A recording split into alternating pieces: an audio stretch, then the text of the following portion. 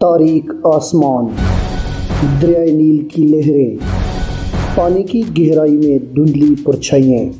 کیا آپ نے کبھی سوچا کہ وہ شخص جو خود کو خدا کہتا تھا، اس کا انجام کیا ہوا؟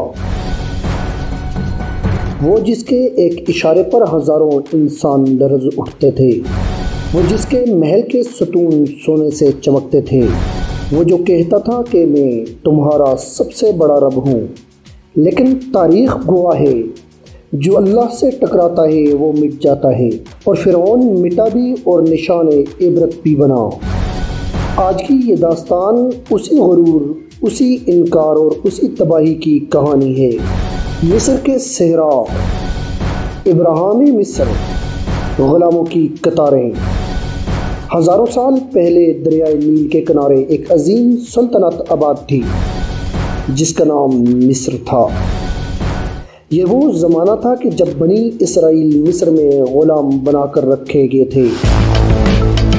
ان پر ظلم کے پہاڑ توڑے جاتے تھے، ان کے بچوں کو قتل کیا جاتا تھا، ان کی عورتوں کو ذلیل کیا جاتا تھا، اور اس سب ظلم کا سرچشمہ تھا فرعون۔ مفسرین اور مورخین کے مطابق یہ فرعون رمیس دوم یس کا جانشین تھا۔ تاریخ طبری میں اس دور کا ذکر تفصیل سے ملتا ہے۔ فرعون نے اپنی سلطنت کو خدائی کا لباس پہنایا ہوا تھا، اس کی بات ہی قانون تھی، اس کا حکم ہی فیصلہ تھا، لیکن اللہ پاک کے یہاں دیر ہی اندھیر نہیں۔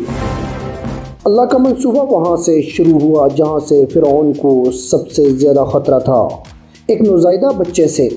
قرآن کریم کی سورۃ القصص آیت نمبر 7 میں اللہ تعالیٰ فرماتا ہے کہ حضرت موسیٰ علیہ السلام کی والدہ کو وحی کی گئی کہ اس بچے کو دودھ پلاؤ، جب وہ خطرہ ہو تو اسے دریا میں ڈال دو، اور ڈرو نہیں، ہم اسے واپس کریں گے اور اسے رسول بنائیں گے۔ ایک ماں کا دل کانپ رہا تھا، لیکن اللہ کا حکم آ گیا تھا۔ اس نے اپنے جگر کے ٹکڑے کو ایک ٹوکری میں رکھا اور دریائے نیل کے سپرد کر دیا، اور وہ ٹوکری بہتی بہتی کہاں پہنچی؟ سیدھا فرعون کے محل تک۔ یہ اللہ کی قدرت تھی کہ جس بچے کو فرعون قتل کرنا چاہتا تھا، وہی بچہ فرعون کے گھر میں پل کر بڑا ہوا۔ برسوں گزرے، حضرت موسیٰ علیہ السلام جوان ہوئے، مصر سے نکلے، مدین میں آباد ہوئے۔ پھر ایک رات کوہ طور پر جلتی ہوئی جھاڑی سے اللہ کی آواز آئی، اے موسیٰ میں ہی تیرا رب ہوں، جا فرعون کے پاس، وہ سرکش ہو گیا ہے۔ یہ وہ لمحہ تھا کہ جب اللہ تعالیٰ نے فرعون کے خلاف اپنا فیصلہ سنا دیا تھا، اور اس فیصلے کو پہنچانے کے لیے اسی شخص کو چنا گیا جو فرعون کے گھر میں پلا تھا۔ حضرت موسیٰ علیہ السلام اپنے بھائی حضرت ہارون علیہ السلام کے ساتھ فرعون کے دربار میں پہنچے۔ انہوں نے صاف کہا، بنی اسرائیل کو آزاد کرو اور ایک اللہ کو مانو۔ فرعون ہنسا، اس کے درباریوں نے تمسخر اڑایا، اس سے کہا کہ یہ موسیٰ جو تمہارا رب ہے وہ کیا ہے؟ لیکن جب حضرت موسیٰ علیہ السلام نے اپنا عصا زمین پر ڈالا، وہ اژدہا بن گیا۔ جب اپنا ہاتھ نکالا تو وہ روشنی سے چمک اٹھا۔ فرعون گھبرایا لیکن مانا نہیں۔ اس نے جادوگروں کو بلایا، اور وہ جادوگر بھی جب حق کو پہچان کر ایمان لے آئے تو فرعون نے انہیں سولی پر چڑھانے کی دھمکی دی۔ غرور اندھا کر دیتا ہے، اور فرعون اندھا ہو چکا تھا۔ اللہ پاک نے فرعون اور اس کی قوم پر یکے بعد دیگرے عذاب نازل کیے۔ اللہ تعالیٰ قرآن کریم میں فرماتا ہے، ہم نے ان پر طوفان بھیجا، ٹڈیاں بھیجی، جوئیں بھیجیں، مینڈک بھیجے اور خون بھیجا۔ یہ سب نشانیاں الگ الگ تھیں۔ ہر عذاب کے بعد فرعون کہتا کہ حضرت موسیٰ علیہ السلام اپنے رب سے دعا کرو، ہم ایمان لے آئیں گے، اور جب عذاب ٹلتا پھر وہ مکر جاتا۔ یہ وہ کھیل تھا جو اللہ تعالیٰ کے ساتھ کھیلا جا رہا تھا، اور اللہ تعالیٰ کے ساتھ کھیلنے والا کبھی نہیں جیتتا۔ آخرکار وہ رات آئی جب اللہ پاک کا حکم آیا کہ بنی اسرائیل کو لے کر نکلو۔ لاکھوں لوگ رات کی تاریکی میں چلے۔ سامنے دریائے قلزم تھا، پانی کا ایک بے انت سیلاب، پیچھے سے فرعون کا لشکر آ رہا تھا۔ گھوڑوں کی ٹاپوں سے زمین کانپ رہی تھی۔ بنی اسرائیل چیخے، ہم پکڑے گئے، لیکن حضرت موسیٰ علیہ السلام نے کہا کہ ہرگز نہیں، میرے ساتھ میرا رب ہے، وہ مجھے رستہ دے گا۔ قرآن کریم میں اللہ پاک فرماتا ہے کہ ہم نے موسیٰ کو وحی کی، اپنا عصا سمندر پر مارو، عصا پڑا اور سمندر پھٹ گیا، 12 رستے بن گئے، پانی کی دیواریں کھڑی ہو گئی۔ بنی اسرائیل چلتے رہے اور فرعون وہ بھی اپنے لشکر کے ساتھ اسی رستوں میں داخل ہو گیا۔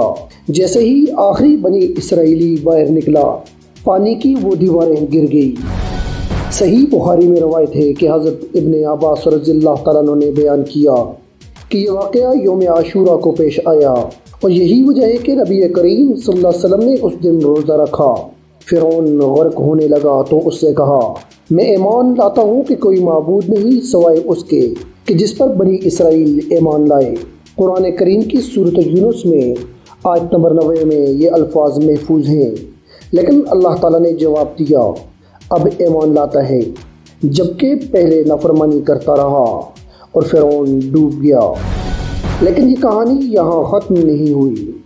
قرآن کریم میں ارشاد ہے کہ آج ہم تیرے جسم کو محفوظ کریں گے تاکہ تو بعد والوں کے لیے نشان ہے، عبرت بنے۔